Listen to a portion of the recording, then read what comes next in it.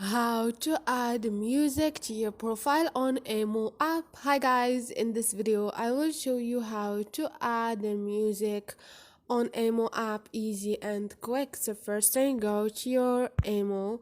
Once you are here, click on the profile picture up there, and now click again on your profile, and you're gonna find edit at the bottom. Click on it.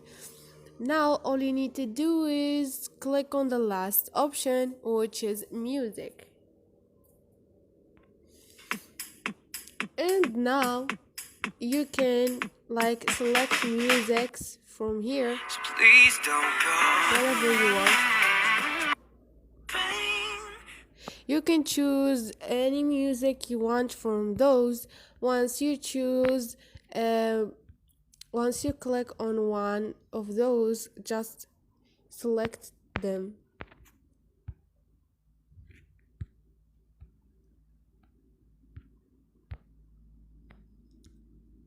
And go back.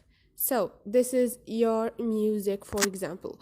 Hope this video was helpful for you. If it was, please don't forget to subscribe and like.